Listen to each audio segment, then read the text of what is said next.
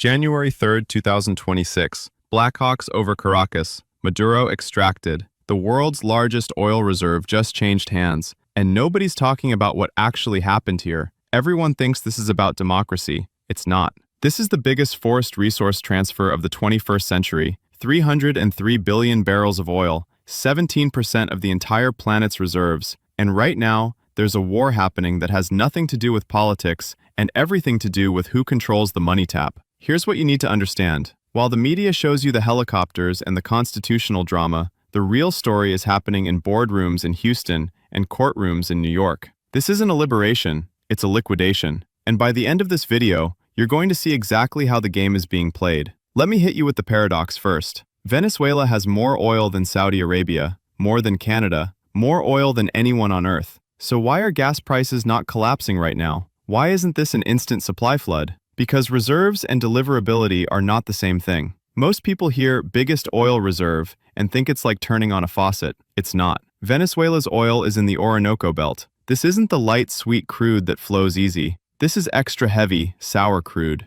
API gravity under 10 degrees. It's basically tar. In its natural state, you can't even pump it through a pipeline without heating it or mixing it with lighter oil first. Then you need upgraders, massive industrial refineries that crack this heavy stuff into something refineries can actually use. And here's the kicker. That infrastructure is broken. Venezuela was pumping 3.5 million barrels a day in the 90s. By the time the US went in, they were down to 800,000 to 1 million. The machinery has been cannibalized. Copper wiring stripped for scrap. Technical experts fled the country years ago. So the oil is there, but getting it out? That takes billions of dollars and years of work. This is why oil prices barely moved after the raid. The market already priced Venezuela out. Traders know this isn't a quick fix. JP Morgan and Goldman are saying it'll take 2 years just to hit 1.5 million barrels a day. Getting back to 3 million? A decade, minimum. The average person hoping for cheap gas is going to be waiting. But there's a group that's not waiting. They're getting paid right now, and that's the play here. Let me show you the hidden mechanism.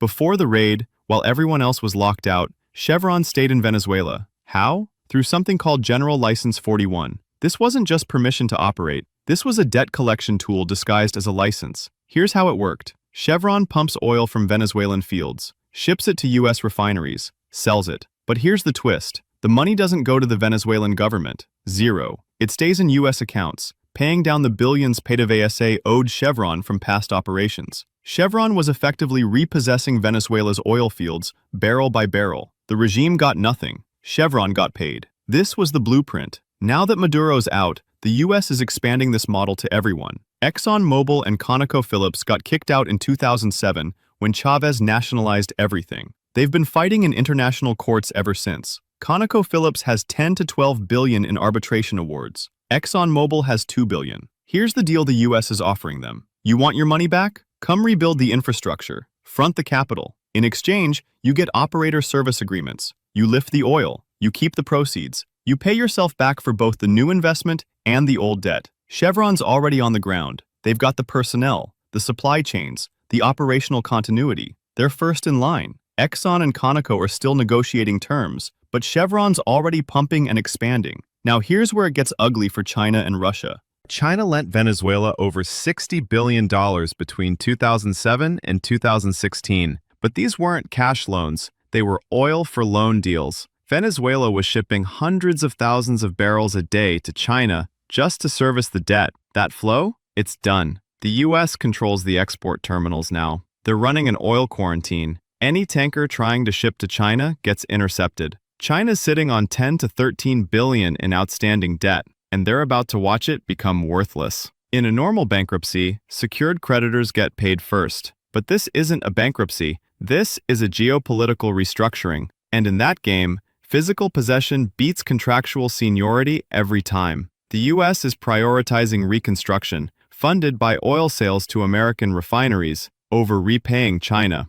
Russia's in the same boat, 3 to 5 billion at risk. Meanwhile, in the financial markets, there's a different war happening. Venezuela's external debt is somewhere between $150 and $170 billion. Almost all of it in default since 2017. Sovereign bonds, PDVSA bonds, bilateral loans, arbitration awards, commercial debt. The second the raid happened, these bonds rallied. jumped from the low 20s to the 30-cent range. Why? Because distressed debt funds have been buying this paper at 5 to 10 cents on the dollar for years. They're betting on the regime change trade. They think a US-backed government will restructure the debt and offer 30 to 40 cents on the dollar. If that happens, these vulture funds make 300 to 400% returns. Funds like Ashmore and Greylock are sitting on the creditor committees right now, ready to negotiate. But there's one asset everyone's fighting over: Citgo, the US-based refiner wholly owned by PDVSA. It's the crown jewel, and it's collateral for the PDVSA 2020 bond. That bond is backed by 50% of Citgo's shares. Creditors have been trying to force an auction of Citgo for years to get paid. But now the US is running Venezuela. And here's the question: does the US let Citgo get sold off to pay foreign creditors? Or do they block the sale and keep Citgo as a strategic asset to process the very oil they're about to extract? If they block it, the creditors lose their collateral. National strategy wins over investor rights. Now let's talk about the security piece, because this is where it gets really interesting. You can secure the capital with the military, but Venezuela's oil fields are in the Orinoco Belt. Thousands of miles of remote jungle and pipelines, pro-Maduro guerrillas, FARC dissidents, sabotage risk everywhere. Enter Eric Prince, the founder of Blackwater. He's pitched a plan to privatize the security of the transition. Deploy up to 5,000 private military contractors. They guard the fields. They get paid directly from the oil revenues. This solves a problem for the US. No official boots on the ground in the jungle. No body bags coming home. Just a private iron guard funded by the asset it's protecting. Prince has been courting the Venezuelan opposition for months. He's positioning himself as the security broker for the entire reconstruction. This is the privatization of occupation. The cost of security gets deducted straight from the nation's resource wealth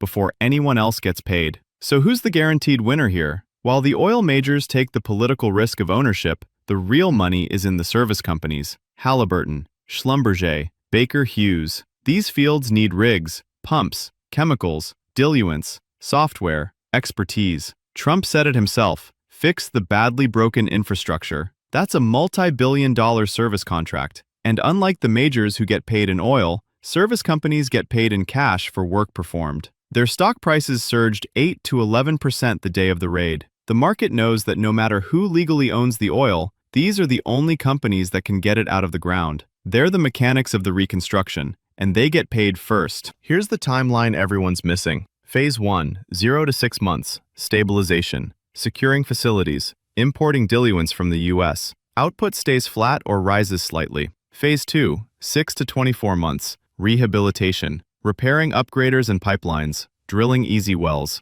Output hits 1.5 million barrels a day. Phase 3, 2 to 10 years, expansion, massive capital deployment, new exploration. Output potentially returns to 2.5 to 3 million barrels a day. This isn't a quick flip. This is a long-term strategic asset acquisition. And here's the narrative they're using to justify it all. Trump said it explicitly: "We built Venezuela's oil industry with American talent, drive, and skill, and the socialist regime stole it from us." This isn't framed as an invasion. It's framed as a repossession, a restitution. That narrative matters because it creates the moral permission structure for US companies to negotiate extremely favorable terms, low royalties, high operational control. They're not profiting from war, they're reclaiming stolen property. That's the story, and it's how they offset reconstruction costs against past theft. So who owns Venezuela's oil now? Legally, the Republic of Venezuela under whatever transitional authority they put in place. But that ownership is buried under debt, dependency, and the need for US protection.